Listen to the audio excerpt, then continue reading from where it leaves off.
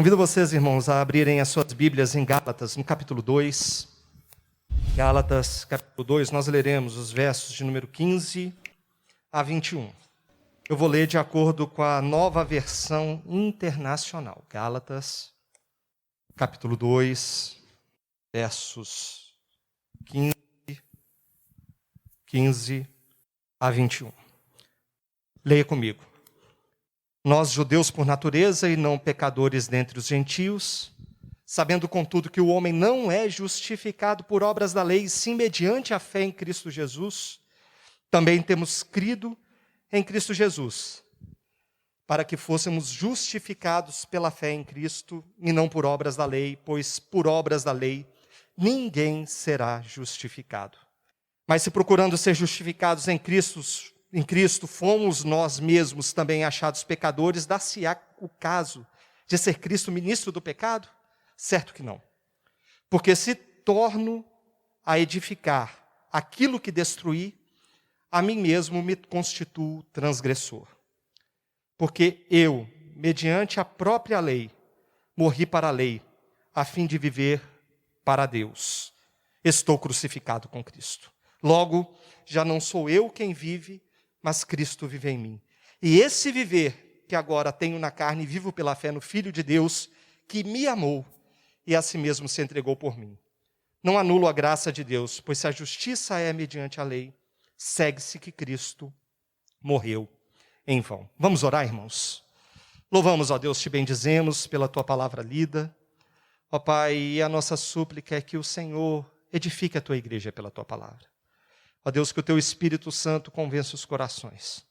Que, Senhor, eu seja um instrumento da tua parte, ó Deus, para trazer aquilo que provém de fato de ti, a tua palavra, o evangelho simples, o evangelho puro. Ó Deus, que edifica o teu povo, que convence os corações, que, Senhor, tem o poder para transformar homens e mulheres, ó Pai. Abençoa-nos assim nesta noite. Nós oramos em nome de Jesus. Amém, Senhor. Amém. Meus irmãos, as mídias sociais, elas deram voz a muitas pessoas das mais diferentes matizes, posições políticas, econômicas, sociais, morais e, por que não, religiosas. A internet se tornou um verdadeiro campo de batalha, As pessoas sempre estão certas, jamais erradas. Talvez você até já tenha se deparado com alguma situação assim de encontrar alguém que acha ou que age como se estivesse sempre certo. Talvez até você seja a situação, né, de estar sempre certo, de estar sempre com a razão. O problema é quando nós estamos errados. O problema é quando falhamos. E o erro parece imperdoável. Como dizem por aí, o print é eterno. O print, ele não perdoa. E as pessoas são canceladas, né? Agora se fala da cultura do cancelamento. As pessoas são canceladas na internet por aquilo que fizeram no passado ou fazem hoje, no presente. O tribunal da internet é imperdoável. A condenação, ela vem a galope. Não há desculpas, não há justificativas, não há nada que possa mudar o quadro. Não há ninguém que possa aplicar um juízo que traga pelo menos uma luz de absolvição no tribunal da internet. É implacável. Assim é no tribunal virtual. Assim é no tribunal da vida real, né? Os advogados podem até dizer, se há transgressão da lei comprovada, não há como o indivíduo se safar. Se há alguma transgressão da lei, daquele meio social, seja da internet com as suas leis, seja na vida real com as suas leis, não há possibilidade de absolvição, há a condenação. Mas, e no tribunal de Deus? Sabemos que Deus é um justo juiz, que Deus julgará todas as coisas. Como é no tribunal de Deus? Há alguma possibilidade de absolvição de alguém que transgrediu, de alguém que infringiu a lei? Se nós formos olhar para a palavra de Deus, o texto que lemos, nós descobriremos que sim. Há uma possibilidade, há uma luz, há um meio de alcançar graça diante de Deus para a nossa justificação, para a nossa absolvição, para eliminar a nossa condenação. Como os irmãos, de certo, têm acompanhado, as igrejas da Galácia, elas estavam cedendo aos discursos sedutores de judeus legalistas. pessoas que diziam que somente a fé em Cristo não era suficiente para que o pecador fosse resgatado da perdição. Era preciso mais, era preciso algo além, era preciso observar as obras da lei judaica como requisito para a salvação. Era preciso observar a lei judaica e executar as suas obras como requisito para a salvação. E Paulo já havia demonstrado o evangelho que pregava. Ele havia afirmado que o evangelho que ele pregava era condizente com o evangelho pregado pelos demais apóstolos e confrontado já o apóstolo Pedro, inclusive. Pedro, ele havia agido de uma forma reprovável. Ele havia agido de uma forma que estava em desconformidade com o evangelho. Ele havia agido de uma forma discriminatória para com os não-judeus, também chamados de gentios, que pertenciam à igreja de Antioquia. Isso a gente vê aqui no próprio capítulo 2 de Gálatas. O comportamento de Pedro transmitia a mensagem de que os judeus eram melhores. Os judeus eram superiores aos gentios. Que os judeus, por causa da lei mosaica, eram puros e os gentios impuros. Que os gentios sequer eram dignos de sentar e comer à mesma mesa que os judeus comiam. Eles eram indignos de estarem perto dos judeus. Essa era a grande questão discutida e apresentada agora por Paulo. Afinal, os judeus eram puros e os gentios impuros? Os judeus, eles eram justos de fato e os gentios injustos? A pergunta de R$1 milhão, vamos colocar na nossa moeda, né? Era a pergunta que não queria calar. E aquela pergunta, ela não era nova. Jó, milhares de anos antes, eu falei que não tinha um verso de outro livro, mas tem sim. Jó, milhares de anos antes, trazia essa inquietação, esse é o único. Jó, capítulo 9, verso 2. Lá diz o seguinte: como pode o mortal ser justo diante de Deus? É uma inquietação que era latente no coração do ser humano. Milhares de anos antes, Jó fazia essa indagação. Como pode o mortal ser justo diante de Deus? E Paulo, então, faz a declaração de uma das mais caras, mais importantes doutrinas do cristianismo e da fé protestante: a justificação. Mas o que é justificação? Semanticamente, se a gente for parar, olhar o que significa justificação, justificação é o contrário, é o antônimo de condenação. Condenar é declarar uma pessoa culpada de algo, né? Justificação é o contrário, é declará-la livre de culpa, é declará-la justa. No contexto bíblico, mais especificamente, a justificação é a manifestação da graça de Deus. E por meio dessa graça, pecadores, como eu, como você, somos perdoados. Pecadores assim são perdoados dos pecados, livre da culpa, livre da pena da condenação, declarados justos, aceitos por Deus. Esse artigo de fé é tão importante, mas tão importante, que Martinho Lutero, ele afirmou que essa é a doutrina pela qual a igreja permanece ou cai. E se alguma vez, continuou Lutero, essa doutrina se perder, então toda a verdadeira doutrina ficará perdida. E é sobre esse artigo de fé, é sobre essa doutrina da fé cristã que eu quero falar com vocês hoje à noite. A justificação do crente em Jesus. E, em primeiro lugar, o texto nos ensina que a justificação é uma necessidade de todo homem e de toda mulher.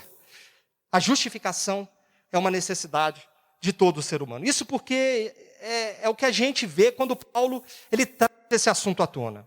Isso está implícito nos versos 15 e 16. Paulo chama a atenção de Pedro, é uma continuação, como eu disse, Paulo havia confrontado Pedro logo imediatamente antes desse texto que nós lemos.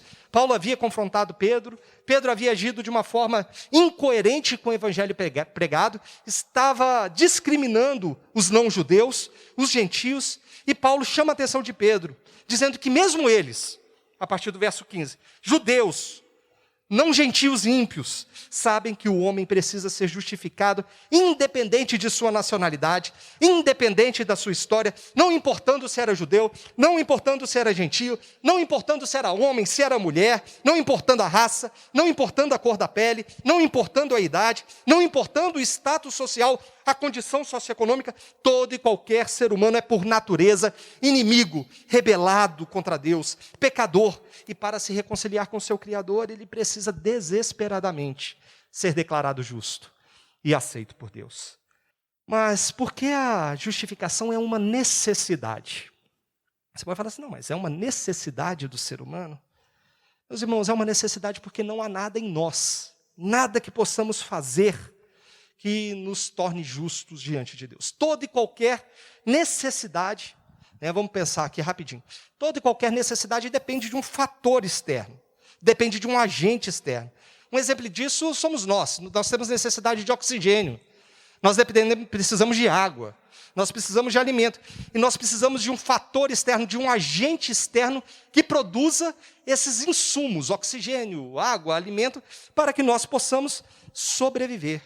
Se nós mesmos produzíssemos oxigênio, por exemplo, não seria uma necessidade, nós seríamos autossuficientes, correto? Nós dependemos de agentes externos para produzir tudo que nós precisamos para a vida. O ser humano é incapaz, da mesma forma, de produzir uma justiça própria que satisfaça a exigência do justo juiz do universo.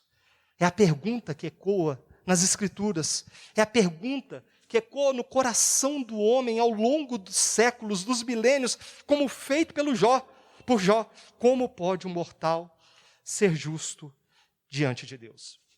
E eu me lembro, nos meus tempos de estudo a respeito de gestão de pessoas, quando tive contato pela primeira vez com a teoria da hierarquia das necessidades. Essa teoria é popularmente conhecida como pirâmide de Maslow. Não sei se o pessoal já viu isso, conhece a respeito disso. E Maslow, o propositor dessa teoria, ele afirmou que as necessidades humanas estão organizadas e dispostas em níveis. São, se não me engano, 5 níveis, e vai de uma importância mais baixa, na verdade, pela ordem de influência, de necessidades mais básicas, mais baixas, como comer e descansar, até chegar ao topo, para aquelas necessidades que são menos importantes, como autorrealização, fazer aquilo que você realmente gosta. Mas Maslow, ele ignorou uma necessidade ainda mais básica que as necessidades fisiológicas do ser humano. Ele ignorou as necessidades da alma. Ele ignorou as necessidades do espírito do homem. A maior necessidade do homem não é a comida, não é a saúde, não é a segurança, não é o convívio social, não é o reconhecimento, não é a autossatisfação. A maior necessidade é expressa pelo salmista no Salmo 42, verso 2. A minha alma tem sede e sede do Deus vivo. Essa é a principal necessidade de todo e qualquer homem. Ele precisa de reconciliação com o seu Criador. Essa é a maior necessidade. E essa maior necessidade do ser humano é decorrente de uma deficiência do ser humano, algo que lhe falta. A nossa maior deficiência não é a fome, não é a doença, não é a rejeição social, não é qualquer contrariedade que possamos sofrer nessa vida, de forma alguma. A maior deficiência que sofremos é o fato de sermos pecadores, de estarmos alijados da glória de Deus, da presença do nosso Criador, consequentemente separados de Deus. Nem a fome, nem a miséria, nem a insegurança, nem o alijamento social, muito menos a insatisfação com pequenas frivolidades da vida, tem a capacidade de nos separar de Deus. Nada pode nos separar do amor de Cristo, do amor de Deus, da face de Deus, senão o pecado. O pecado não. O pecado nos separa de Deus e nos conduz à morte, não só física, mas eterna. E você pode até pensar assim, ok, eu preciso ser justificado, eu preciso ser aceito por Deus, essa é uma necessidade que possuo, mas como eu posso suprir essa necessidade? Como posso, de fato, ser justificado por Deus? Paulo responde a essa pergunta ainda no verso 16. Nós somos justificados somente pela fé em Cristo. Esta é a segunda verdade fundamental acerca da justificação, que o texto que lemos nos apresenta, e não há outra forma de sermos justificados. A justificação se dá pela fé somente e em Cristo somente. Vem comigo para o verso 16, bem rapidamente, e a gente vai ver que no verso 16 há 2 afirmações de Paulo acerca de como somos justificados diante de Deus. A primeira afirmação de Paulo é que ninguém é justificado pela prática da lei. Ninguém é justificado pela prática da lei. Este é o grande tema que permeia a carta de Paulo aos Gálatas. Lembre-se, vamos rapidinho aqui recapitular. Paulo está advertindo os Gálatas acerca de judeus legalistas, judaizantes, que se infiltraram no meio das igrejas da Galácia com uma mensagem estranha ao Evangelho, afirmando que a fé em Cristo não é suficiente para a salvação. Era preciso algo mais. Era preciso não só cumprir a lei moral de Deus, mas todas as demais leis que havia sido destinado ao povo judeu.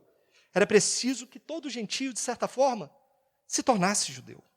E Paulo, ele vai dizer o seguinte: alto lá, espera aí. Não é bem assim que as coisas funcionam, não.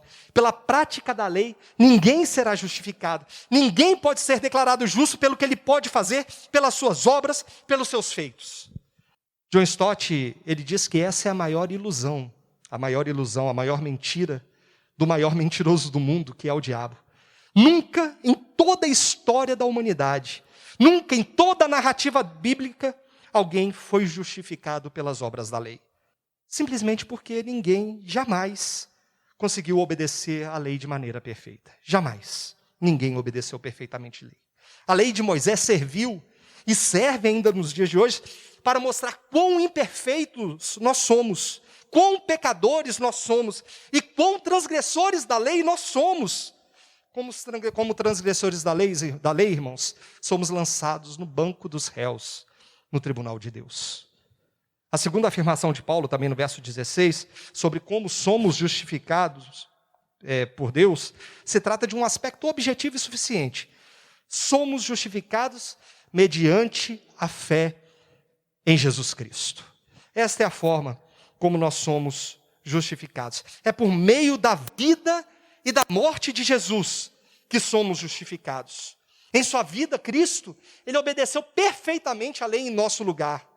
E na cruz ele sofreu as consequências da nossa transgressão à lei, tomando para si, levando sobre si a pena pelo nosso pecado, que era a pena de morte. A pena para a transgressão da lei era a morte.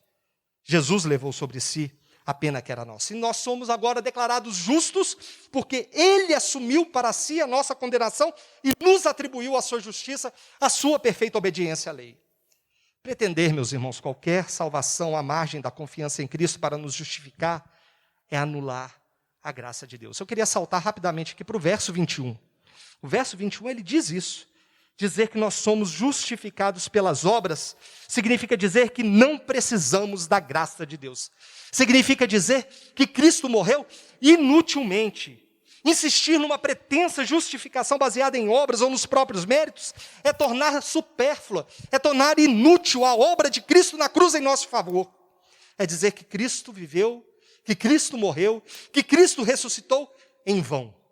Se nós assumirmos que somos salvos à margem da graça de Deus, mas pelos nossos méritos, pelas nossas obras, por cumprimentos de determinados preceitos.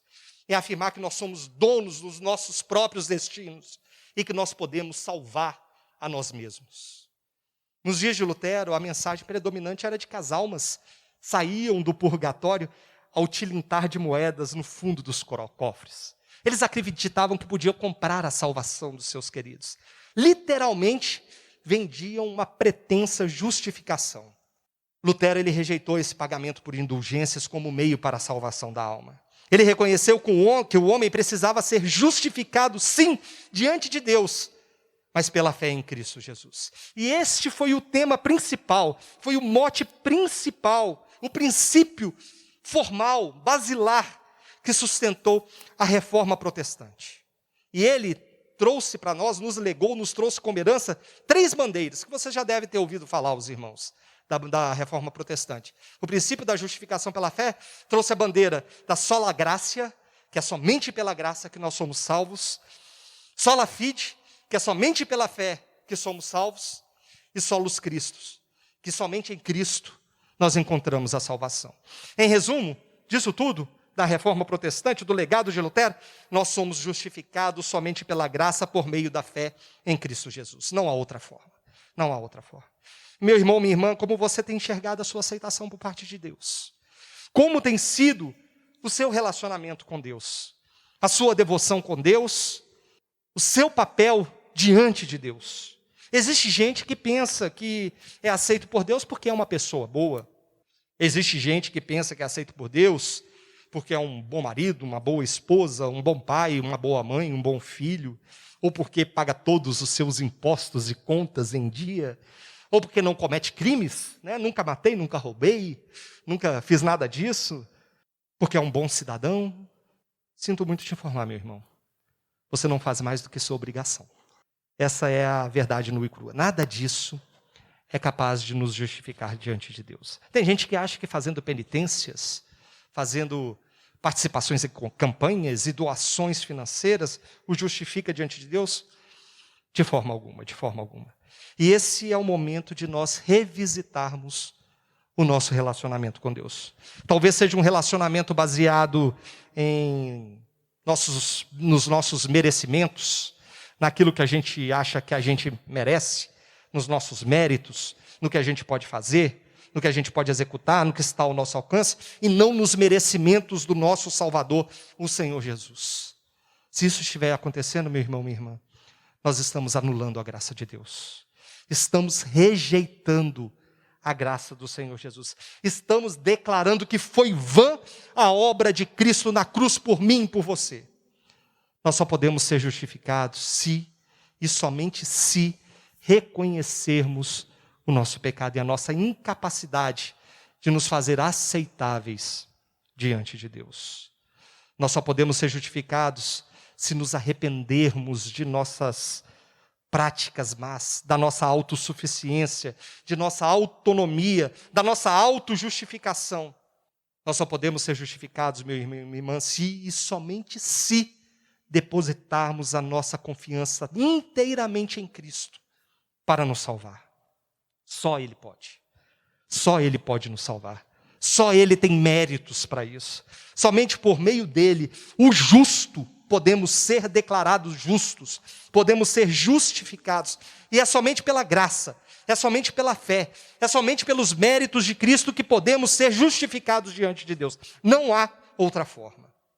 Por fim, meus irmãos, a justificação traz consequências inevitáveis para a vida do homem. Ela nos confere uma nova identidade em Cristo. A justificação, ela nos confere uma nova identidade em Cristo. E é isso que os versos 17 a 20 trazem. Eles trazem uma declaração de Paulo sobre os resultados, digamos assim, práticos, evidentes ou necessários da justificação pela fé. Tem implicações sérias para a vida de todo homem, de toda mulher que crê em Cristo Jesus. Os versos, então, nesses versos a gente pode deduzir o seguinte, e está por trás dessa palavra.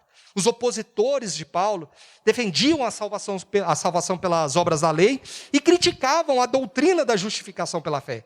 Eles argumentavam que essa doutrina se tratava de uma doutrina perigosa, de uma doutrina sutil, que enfraquecia a responsabilidade do homem, que encorajava o homem a ser um transgressor da lei, a ser um pecador. Era como se eles dissessem, se não somos salvos pela lei, então vamos transgredir a lei, que não tem problema nenhum. Se a graça de Cristo é permissiva a esse ponto, então vamos pecar, porque Cristo é o autor, então, do pecado dos homens. Mas Paulo responde indignado, de modo nenhum, de jeito nenhum, não é dessa forma que a coisa funciona. Em primeiro lugar, Paulo vai colocar a justificação pela graça mediante a fé no Filho de Deus, jamais é um passe livre para pecar. Jamais. Não é um passe livre para o pecado. E em segundo lugar, Paulo afirma que, mesmo depois de justificado, isso vai estar no verso 18, se continuar pecando, ele, Paulo, é o transgressor da lei. A falta dele não é a falta de Cristo. A graça de Deus não anula a responsabilidade do homem pelos seus pecados e as inevitáveis consequências que o pecado traz, que o pecado produz. A justificação pela fé, não se trata de uma mudança de status. Olha, eu era condenado e agora eu sou justificado, sem que haja uma mudança de caráter, sem que haja uma transformação de vida. O verso 17 diz que nós somos justificados em Cristo. E essa expressão em Cristo, a preposiçãozinha lá no grego, é como se fosse nós somos justificados dentro de Cristo, inseridos em Cristo, unidos, ligados a Cristo. Somos justificados, meus irmãos, pela fé em Cristo, quando nós estamos unidos a Ele. Unidos a Ele pela fé, pelo poder do Espírito Santo, e em Cristo nós somos inevitavelmente, não há outra forma, nós somos inevitavelmente e radicalmente transformados. É uma mudança tão espantosa de vida, que Paulo a compara à morte e à ressurreição, e é isso mesmo, que a gente vê nos versos 19, no verso 20. Paulo, no verso 19, vai afirmar que para a lei, ele morreu, a fim de viver para Deus. No verso 20, ele vai enfatizar, fui crucificado com Cristo. É como se ele dissesse, eu estou unido a Cristo, inclusive na sua morte, por causa do pecado. E, portanto, o pecado não me domina mais. Como Cristo morreu, venceu o pecado e morri com Ele na cruz, unido a Ele, o pecado não tem mais domínio sobre mim, não tem mais poder sobre mim. Assim, Paulo conclui, no verso 20, já não sou eu mais quem vive, mas é Cristo que vive em mim. E nós conhecemos a vida pregressa de Paulo, todos nós conhecemos, sabemos quem era Paulo, Saulo de Tarso, como ele se converteu, como ele, sendo um judeu zeloso, perseguiu a igreja de Cristo. Sangue de crianças, de mulheres, de homens santos escorriam pelas mãos de Paulo. Paulo, ele era um zeloso cumpridor da lei judaica. E ele acreditava que ele estava fazendo certo. Ele acreditava que estava agradando a Deus, que ele estava tudo bem, estava tudo muito bom. Até que um dia, ele teve um encontro com Deus, um encontro com Jesus. E ele descobriu que até aquele momento ele estava vivendo para si. Ele não estava vivendo para Deus. Agora, justificado, uma nova motivação encheu o seu coração. Está lá no verso 20. Ele queria viver por aquele que o amou e se entregou por ele. Pela justificação, meus irmãos, nós somos unidos a Cristo em sua morte, e o velho homem, com a velha natureza, com os velhos desejos, morreram com ele na cruz. Igualmente, pela justificação, nós somos unidos a Cristo em sua ressurreição, de sorte que nós ressuscitamos com ele para uma nova vida por meio da fé. Não somos nós que vivemos essa vida mais, Cristo que vive em nós. Vivendo em nós, Ele nos dá sentimentos transformados. Ele nos dá emoções redimidas, novos desejos para ser santo, para andar com Deus, para viver a alegria eterna com o nosso Salvador. Essa é a nova vida que temos em Cristo, e essa é a vida que deve guiar a nossa identidade. Nós somos o que Cristo fez. O mundo hoje traz muitas pautas identitárias a todo momento. E vocês devem ver isso. É discutido sobre a identidade do ser humano, o que define a sua identidade, que há uma discussão sobre pautas que trata sobre a identidade. Somos levados a crer que nossa identidade é definida pela nossa titulação, pela nossa educação, ou que a nossa sexualidade é que nos define, ou que a nossa raça ou a cor da nossa pele que nos define, ou que temos ou consumimos que nos define. Mas quando somos justificados pela fé, unidos a Cristo pelo poder do Espírito Santo, nós passamos a ser definidos não por qualquer pauta, por qualquer discussão, por qualquer coisa que temos, possuímos, fazemos, falamos, de forma alguma. A nossa identidade passa a ser conferida pelo próprio Senhor Jesus. Não somos nós mais quem vivemos, mas Cristo quem vive em nós. Não somos mais pecadores condenados. Não somos mais filhos da ira, mas somos justos, redimidos, somos feitos filhos de Deus por aquele que nos amou. Essa visão, esse entendimento, meu irmão, é o que deve definir e guiar a nossa identidade. Isso jamais é um salvo-conduto para pecar. E também não quer dizer que não possamos pecar novamente. Certamente, nós pecaremos. Mas a diferença é que nós não queremos pecar. Nós queremos permanecer fiéis. Nós queremos permanecer buscando uma vida de santidade na presença de Deus. Nós não somos mais o mesmo. A vida não é mais nossa. É uma vida em Cristo. É uma vida que é o viver de Cristo. Não retornaremos às nossas práticas antigas, à nossa vida antiga. Agora a justiça de Cristo é a nossa justiça. A vida de Cristo é a nossa vida. O passado de Cristo é o nosso passado. Nós estamos em Cristo, unidos a Cristo e somos livres. Livres da condenação do pecado. Cristo vive em mim. É um lembrete poderoso, meus irmãos. Um lembrete poderoso de que, embora sejamos pecadores, em Cristo nós somos feitos justos. E a justificação pela fé, ela nos confere essa nova identidade em Cristo. Concluindo, meu irmão, minha irmã, de fato, nossa maior necessidade é a de sermos aceitos, recebidos por Deus.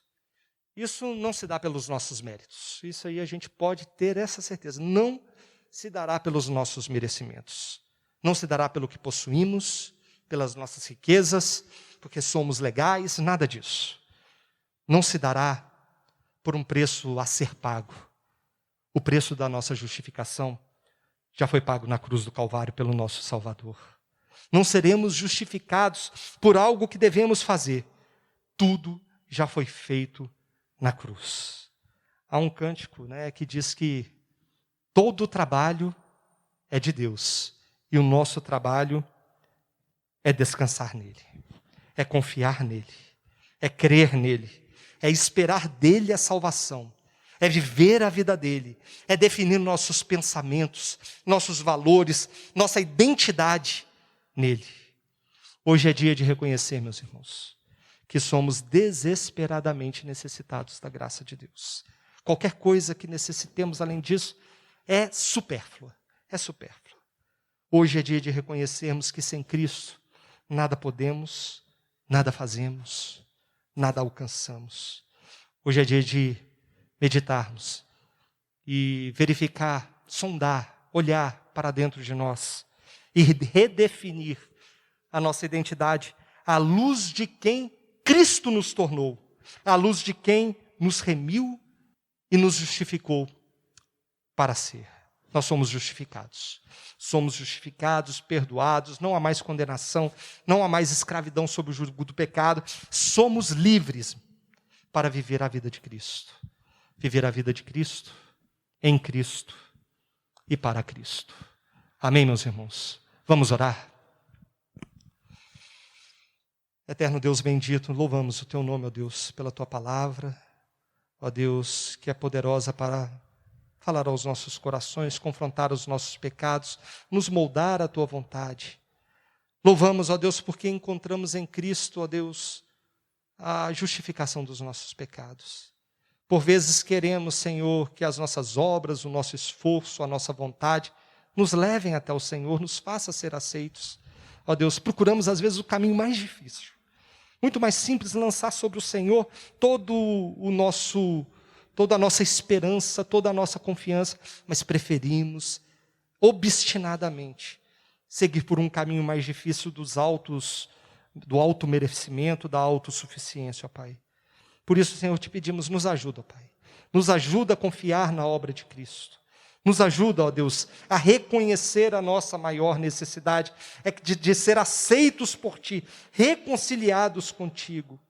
Nos ajuda, ó Deus, a viver pela fé, a crermos e sabermos que somos justificados pela nossa confiança colocada em Cristo Jesus, o nosso Salvador. E que isso define a nossa identidade. Que isso defina quem de fato somos. E que sejamos assim um luzeiro. Que brilhemos a luz do Senhor por onde estivermos. No nosso trabalho, nas nossas casas, nas nossas escolas.